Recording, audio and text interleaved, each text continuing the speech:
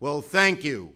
Thank you to our great President, Joe Biden, our great Speaker, Nancy Pelosi, and a special round of applause to all the Senate and House members who are here and those who are not. It couldn't have happened without all of you working as a team. So thank you very much. Now, it's been a long and difficult year in America. We've lost so many in so short a time. But finally, hope is on the horizon and help is on the way. What do we say to America? We say to America, help is on the way. Help is on the way. You will receive your $1,400 checks in a few weeks. Help is on the way. People are being vaccinated more quickly and more effectively than we ever imagined. Help is on the way. Half the children in America will no longer be in poverty. And help is on the way. Our schools will open more quickly and more safely than anyone has ever thought. We Democrats made promises. We made promises in Georgia. We made promises in the country. We said if we gained the Senate, kept the House, and elected the President, we would finally get things done and get us out of this COVID crisis. And we are on the road to success. Help is on the way. This is a wonderful day for America. This is the most significant piece of legislation in so many ways in decades. And we are just getting started. Help is on the way. Thank you, everybody.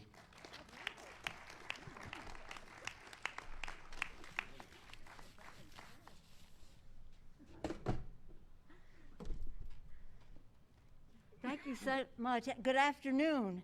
Good afternoon in the Rose Garden. Thank you, Mr. President, Madam Vice President. An honor to be with you and to be with the Majority Leader of the Senate, Chuck Schumer.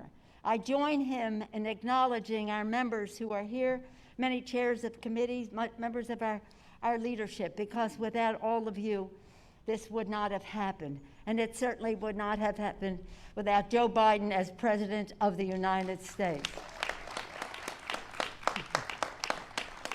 Mr. President, everybody is complimenting us, and every time we get a compliment, I say I accept on behalf of the House Democrats and of the staff of the House Democrats, and I know of the Senate staff as well. They worked so very, very hard. But let me say this about my members.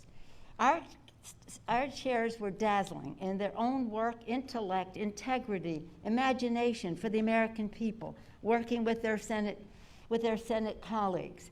I say their beautiful diversity of our members.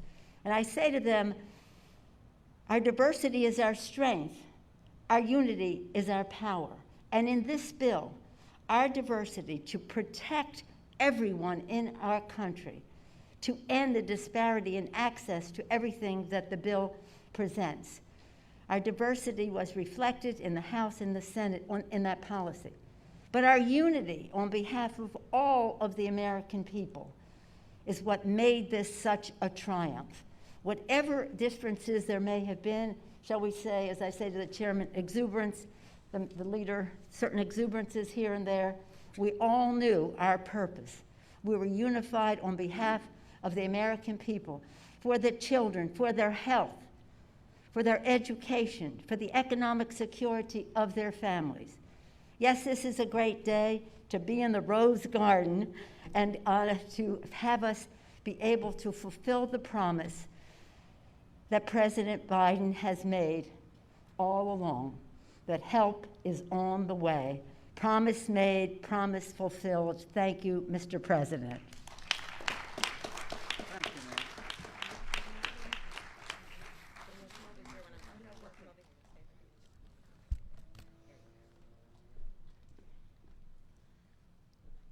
Thank you, Madam Speaker, and Mr. Majority Leader, and America. The President promised help is on the way, and today, help has arrived. Help has arrived for the workers who lost their jobs. Help has arrived for the students who've been stuck at home. Help has arrived for the families that have struggled to put food on their table, and for the small businesses that have struggled to keep their doors open. Help has arrived, America. This landmark legislation will get relief to families, get support to communities, and make sure more shots get in arms. And I want to thank the Speaker, Nancy Pelosi, and Majority Leader Chuck Schumer, and all of the members of Congress who voted for this legislation and helped lead to its success. And of course, we would not be here today were it not for the leadership of our President, Joe Biden.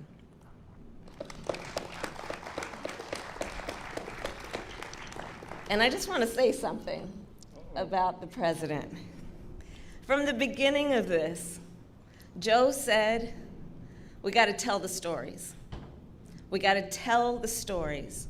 We got to show that we understand what the people are experiencing and what they need. And I've been in rooms with Joe when it's just he and I. I've been in rooms with Joe when it's just a small group of our team or when the cameras are there. And he's the same person every time. And he's always talking about what do the people need. And you know, when the President and I were preparing to take office, we knew what we were up against.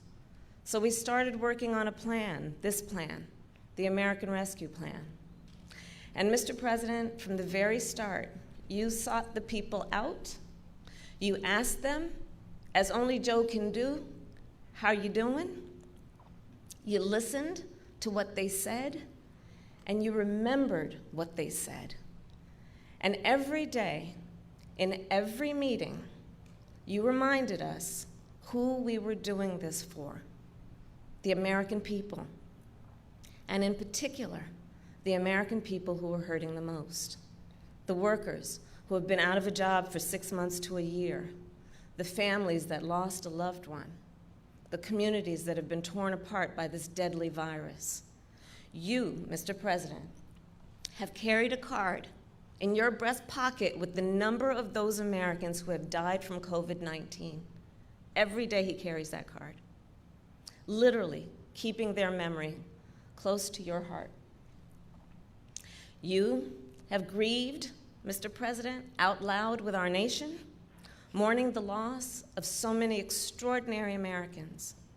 Your empathy has become a trademark of your presidency and can be found on each and every page of the American Rescue Plan. Joe Biden, Mr. President, you had a vision, you had a purpose, and you had faith that the American people, regardless of who they voted for, would support this plan, simply because it will help. You had faith that Congress would pass this plan simply because it is the best thing for the American people. And you put in the work to make it happen, to get relief directly to the American people. And we've both served in the Senate, so we know there's rarely been a bill that's so concrete and tangible. Mr. President, people will feel and they will see what we all did here.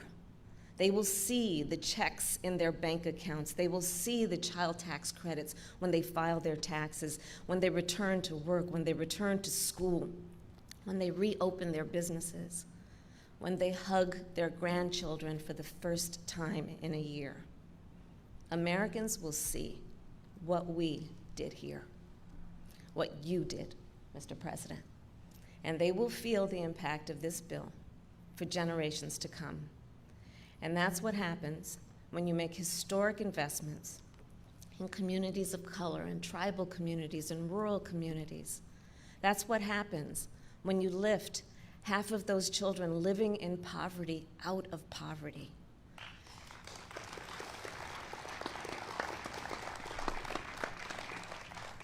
Because of you, Mr. President, help has arrived, and on behalf of our nation, thank you. And it is now my great, great honor to introduce the President of the United States of America, Joe Biden.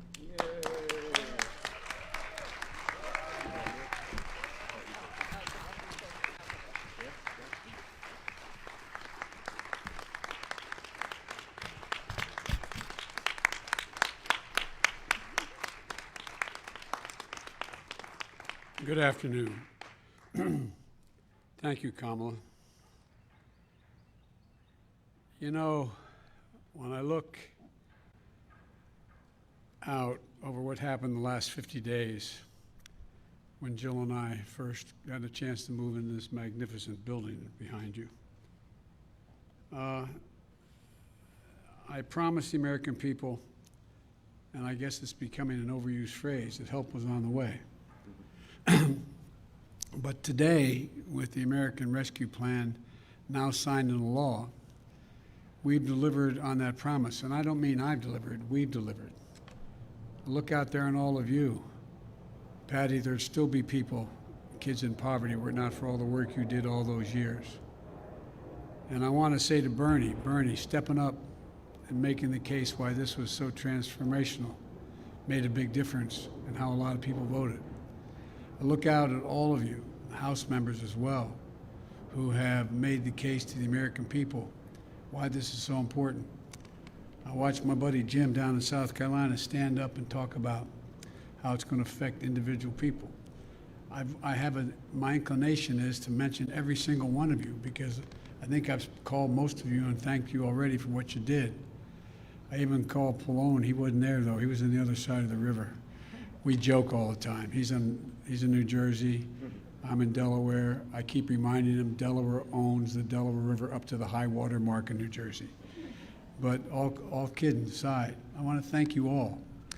I want to thank particularly the Speaker, who from day one, from the very first day I got the nomination, was supportive in ways that are hard for me to describe. And, you know, I served a long time in the United States Senate, longer than anybody if I was still there at the time other than Pat. And if I were still in the Senate, I'd be Senator pro tem, because I was 2 years ahead of Pat. But all kidding aside, we've served with a lot of great majority leaders. But I never saw anybody handle such a controversial, consequential piece of legislation that was right on the edge than Chuck Schumer. I owe you, Chuck. You did an incredible job. And look, and to the members of the House and Senate, thanks for making this happen. You made it happen. As I said, I served 36 years in the Senate. I know how hard it is to pass major consequential legislation, particularly when we only have such minor, small majorities in both houses, Steny. You've done an incredible job. And Nancy and Chuck, I have to say that I agree with many of the columnists that have commented on this legislation. What you shepherded through the Congress not only meets the moment, it does even more. It's historical, and they call it transformational, and it really is. The bill was supported overwhelmingly by the American people, Democrats, independents, and Republicans, and had a strong support of governors and mayors across the country in both parties, red states and blues. Over 430 mayors contacted me, many of them Republicans, supporting the bill. And here's why. Because what you all did with it and the refinements you made, it directly addressed the emergency in this country. Because it focuses on what people need most. Debbie and I often talked about, you got to tell people in plain, simple, straightforward language what it is you're doing to help. You've got to be able to tell a story. Tell the story of what you're about to do and why it matters. Because it's going to make a difference in the lives of millions of people in very concrete, specific ways. This legislation, as everybody's already mentioned, will provide $1,400 in direct payments, which we all promised. Well, that means for a typical family of four, a middle-class family, husband and wife working, making $110,000 a year, that means $5,600 check they're going to get. 85% of the households in America will be getting this money. And a lot of you know, because of the way you came up like I did and others, what that can mean. Think of the millions of people going to sleep at night staring at the ceiling thinking, my God, what am I going to do tomorrow? I've lost my health care, don't have a job. Unemployment runs out. I'm behind on my mortgage. What are we going to do? Well, guess what? They're going to be getting that check soon, either by direct deposit or a check from the Treasury. And some are going to get it as early as this weekend. This legislation provides resources needed to open our schools. How many of you have dealt, not only in your own home and with your children and grandchildren, if you have them, with how difficult it is, the mental pressure and stress that are on so many families, so many people needing help if they had access to counseling, because it's caused enormous stress. This legislation extends unemployment insurance by $300 a week until September. It's going to help 11 million Americans who were days from losing that benefit. This legislation includes the biggest investment in child care since World War II. That's not hyperbole, that's just a fact. It's a fact. It provides help for small businesses to stay open. And 400,000, so many have had to close because the first time around you all worked and did a great piece of work in the House passing significant legislation.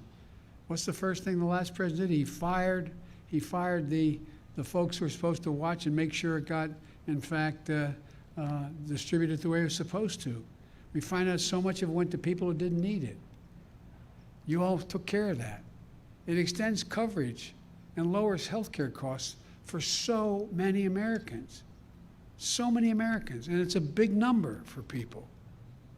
It provides for food and nutrition because people knew, and you all were out there handing out food like many of us were, but you saw people who were in car lines that were literally miles long. You'd see 4 lanes of cars that went back for half a mile each just to get a box of food. Again, through no fault of their own. It's going to help people keep a roof over their heads. 500,000 haven't been able to make their mortgage payments. About to be thrown out of their apartments. They have to make up all that they owe. And those mom and pop realtors are in real trouble. It's going to cut child poverty in half I've talked to so many of you. Rosa, you and I have spent so much time on this. But you guys, you, Patty, and others are the ones who have been leading this for so long. And it's finally coming to fruition. And the American people understand it.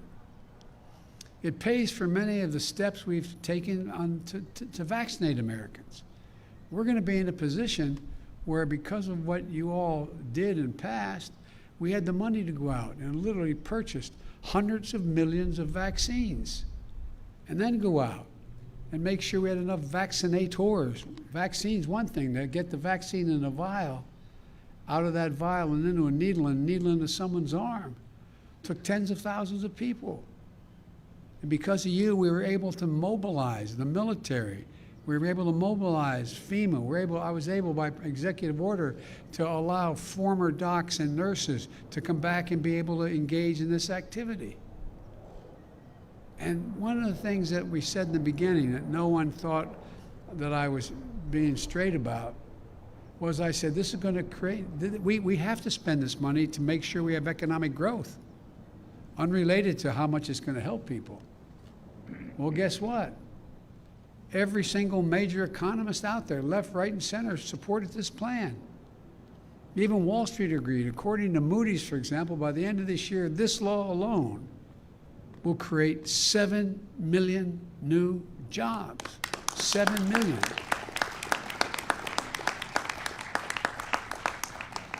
And the bill does one more thing, which I think is really important. It changes the paradigm.